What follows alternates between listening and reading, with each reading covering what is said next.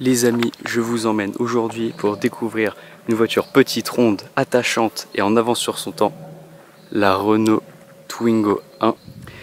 Alors oui, moquée à son lancement, cette Twingo a marqué plusieurs générations encore de nos jours, notamment pour ses formes rondes si caractéristiques, ses couleurs.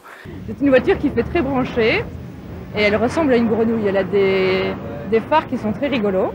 Elle a été adorée par de nombreuses personnes. La couleur j'aime bien, non j'aime bien. Et aujourd'hui je vous propose de découvrir cet ovni des années 90, la Renault Twingo première génération. Et on a aujourd'hui une petite Twingo bleu cyan qu'on va découvrir ensemble. Et c'est parti pour une petite découverte de la Twingo. Retour en 92, l'Europe est encore très classique au niveau de l'automobile.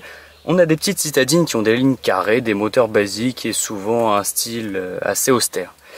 Renault décide donc de tout bouleverser et sous la direction de Patrick Lequément, alors patron du style chez Renault et avec un jeune designer nommé Jean-Pierre Plouet, naît un concept révolutionnaire, une voiture monovolume ultra compacte qui a été pensée comme un objet malin et accessible.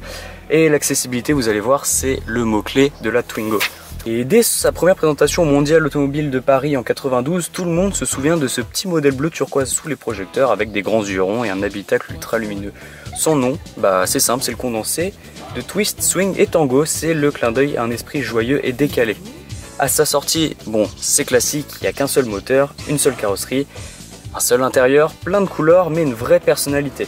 Elle a été pensée pour être simple, pratique, sympathique et différente de tout ce qu'on connaissait déjà. Sur la Twingo, tout a été pensé pour l'habitabilité, pas de capot long, un coffre plat ultra court et surtout un intérieur ultra logeable. C'est ce qu'on verra après, vous allez comprendre pourquoi.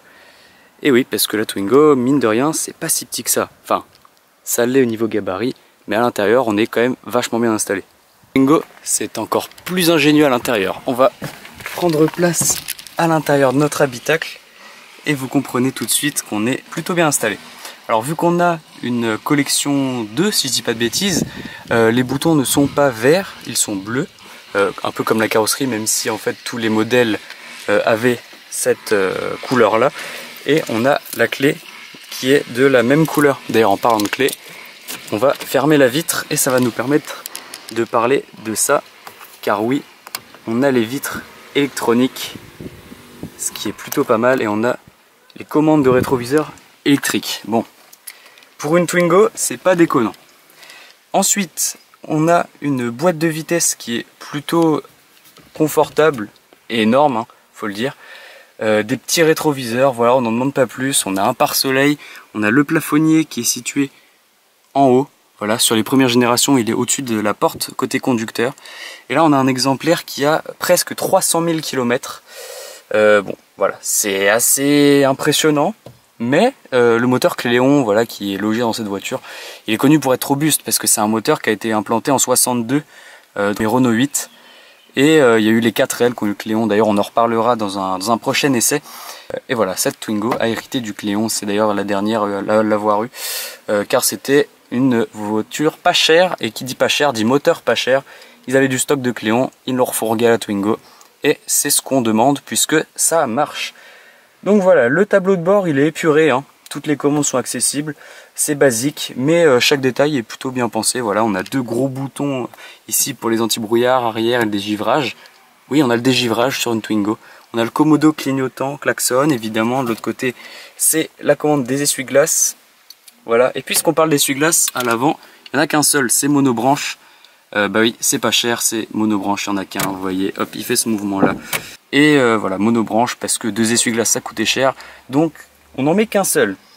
Et le plus gros avantage de la Twingo, je vais vous l'emmener découvrir tout de suite, c'est la banquette arrière. Alors, hop, on va essayer déjà d'ouvrir ce coffre. Voilà. Donc l'arrière, déjà vous voyez, c'est plutôt logeable. Mais on a cette banquette qui est magique.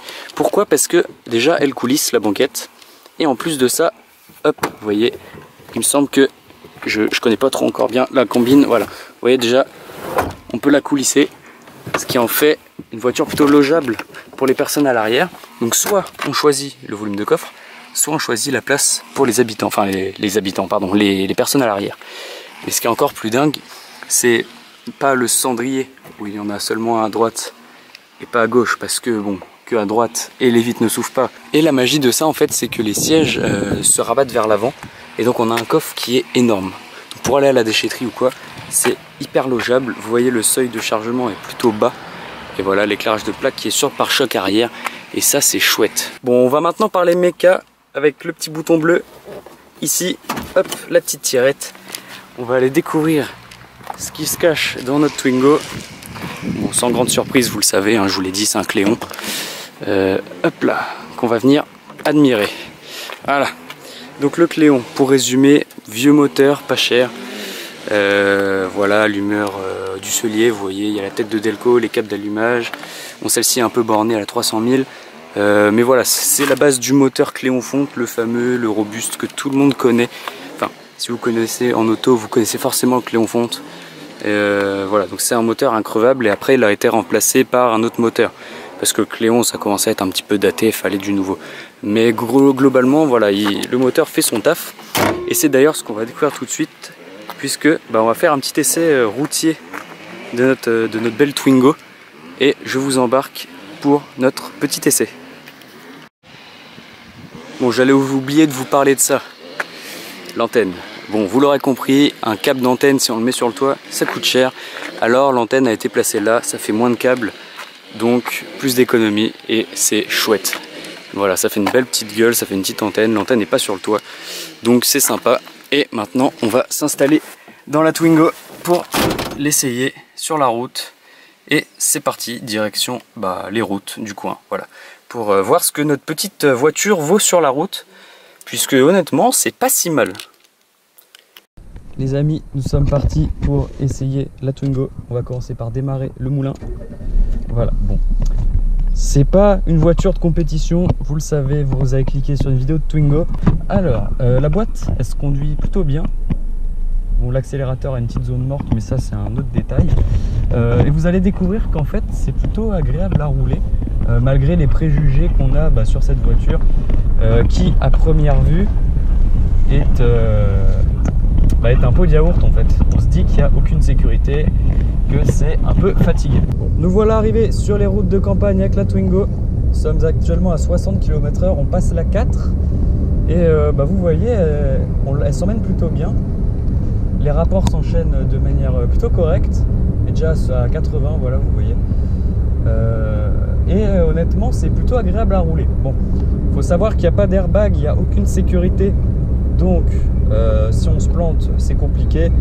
Vous voyez les crash tests, voilà, les images parlent d'elles-mêmes, mais ça reste une voiture qui est plutôt chouette, voilà, comme pour les gens comme moi qui font de la campagne. Tout s'emmène plutôt bien. Les rétros, voilà, c'est de taille suffisante, on voit bien. Et étonnamment, c'est un intérieur qui est extrêmement lumineux.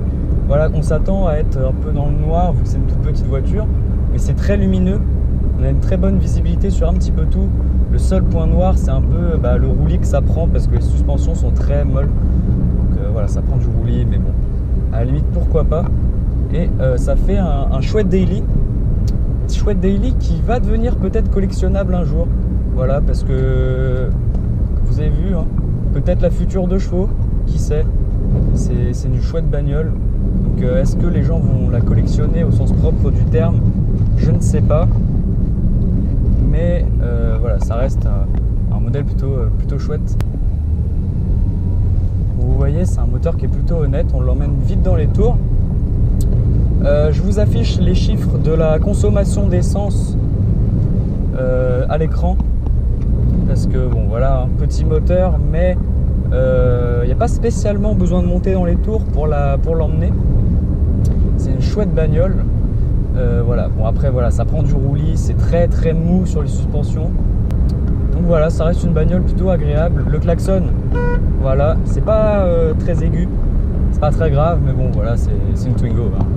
Si vous voulez que je vous dise, il n'y a pas grand chose à dire de plus. Bon, si on a la ventilation qui se pilote ici, voilà, donc on a 4 vitesses de ventilation. Donc on a les pieds, on peut diriger la ventilation, on peut mettre du chauffage, mais bon, voilà, ça reste très sommaire. Bon, je vais vous parler de l'intérieur. On a un petit autoradio Blaupunkt. On a un petit vide-poche, voilà, qui fait aussi rangement de cendrier. D'ailleurs l'allume-cigare, vous voyez, est assorti aux couleurs de la voiture. On a une petite boîte à gants. Et là, on a d'ailleurs un petit livret Twingo. Bon, on va regarder ce qu'il y a dedans.